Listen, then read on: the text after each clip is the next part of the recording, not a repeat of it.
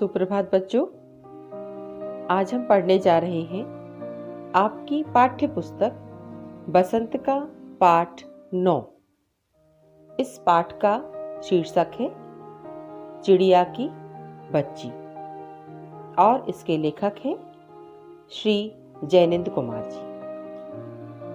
तो बच्चों, जैसा कि हम सभी जानते हैं कि पक्षियों का स्वभाव स्वच्छंद आकाश में विचरण करना होता है। पिंजरे में बंद रहना उन्हें कतई पसंद नहीं होता, चाहे वह पिंजरा फिर सोने ही का क्यों ना हो। वह पक्षियों की स्वच्छंदता को बाधित करता है। पक्षियों को अगर खुले आसमान में उड़ने की स्वतंत्रता प्राप्त है तो इससे बढ़कर दूसरी किसी भी सुख सुविधा का कोई मायने नहीं है। इस कहानी में माधवदास चिड़िया को विभिन्न प्रकार के प्रलोभन देता है, लेकिन चिड़िया को तो स्वच्छंद आकाश में विचरण करने में ही अपना अहोभाग्य मानती है। तो आइए बच्चों, अब हम समझते हैं इस पाठ का सार। माधवदास बहुत ही शौकीन किस्म के आदमी हैं। उनके पास सब कुछ है, धन दौलत है, संगमरमर की नई कोठी है, कोठी के सामने सुंदर सा बगीचा है, कोई गलत आदत नहीं है उनमें, सुंदर अभिरुचि के आदमी हैं। उनके पास समय की कमी नहीं है, अतः शाम के वक्त कोठी के बाहर चबूतरे पर तख्त डलवाकर मसनद के सहारे पर गलीचे पर बैठकर प्रकृति की छटा निहारती रहती है।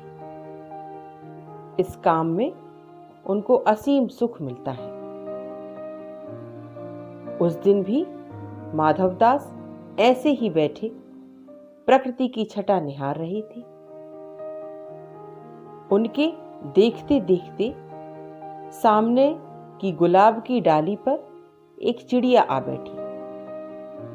चिड़िया सुंदर थी, उसकी गर्दन लाल थी और गुलाबी होते होते किनारों पर जरा जरा नीली पड़ गई थी।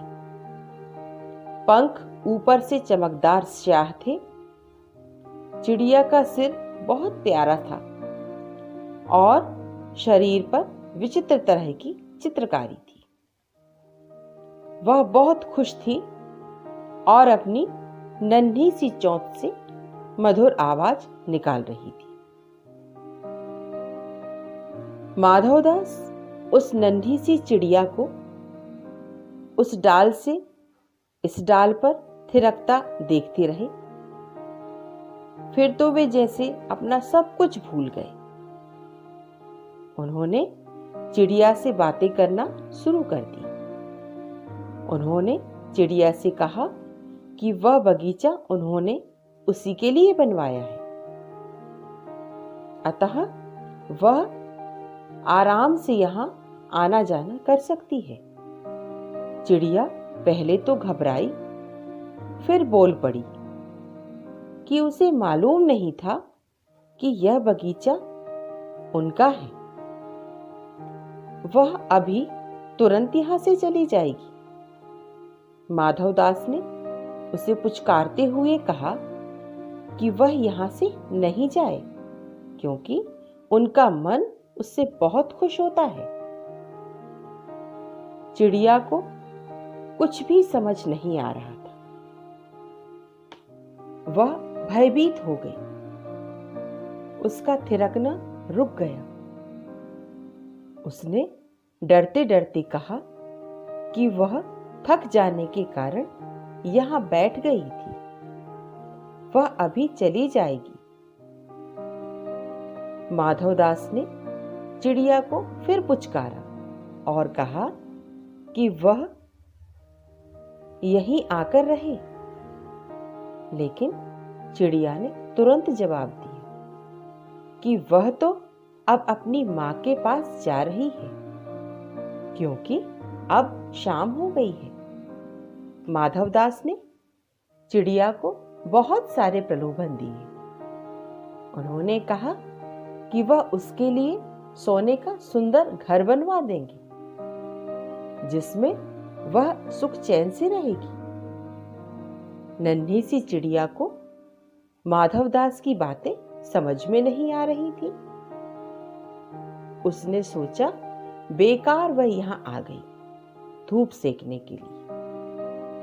उसकी मां के घोंसले के बाहर बहुतेरी सुनहरी धूप बिखरी रहती है। वह वहीं पर धूप सेका करेगी, इधर अब कभी नहीं आएगी। माधवदास ने चिड़िया से पूछा कि क्या वह उन्हें जानती पहचानती नहीं है। चिड़िया ने तपाक से जवाब दिया कि वह उन्हें तो बिल्कुल ही नहीं जानती।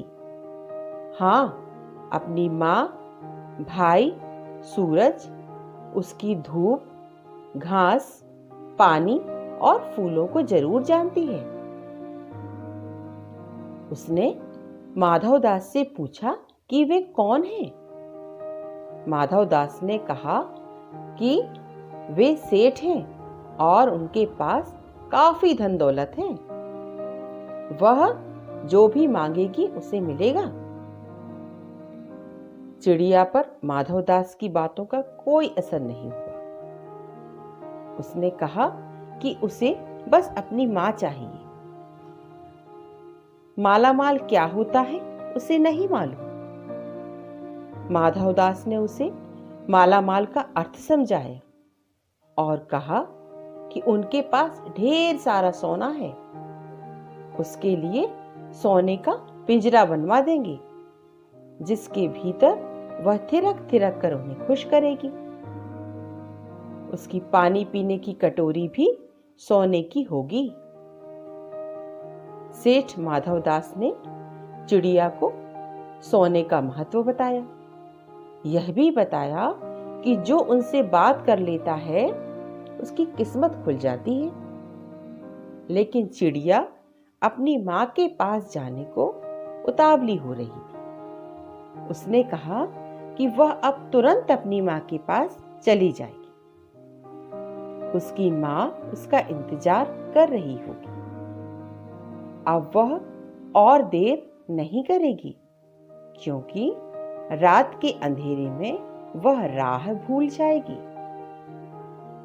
सेठ ने चिड़िया को जाने का आदेश तो दे दिया, किंतु उसी समय उन्होंने एक बटन दबा दिया।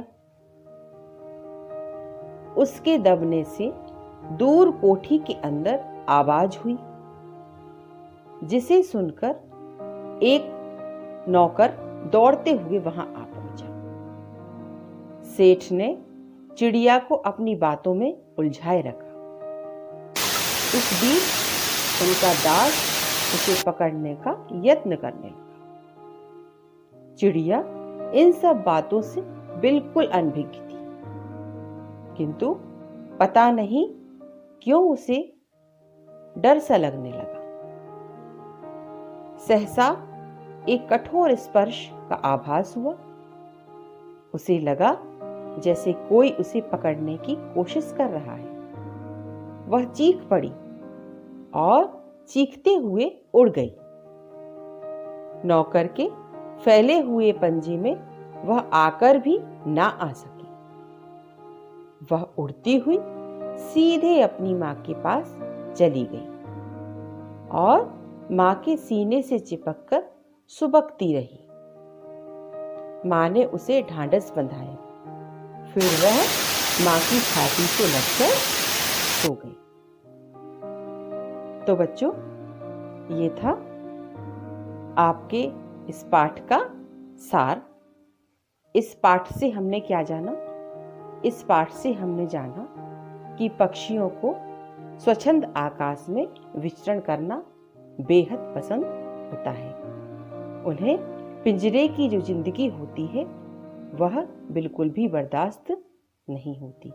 अतः हमें पंछियों को पिंजरों में कैद नहीं करना चाहिए उन्हें स्वच्छंद आकाश में उड़ने देना चाहिए।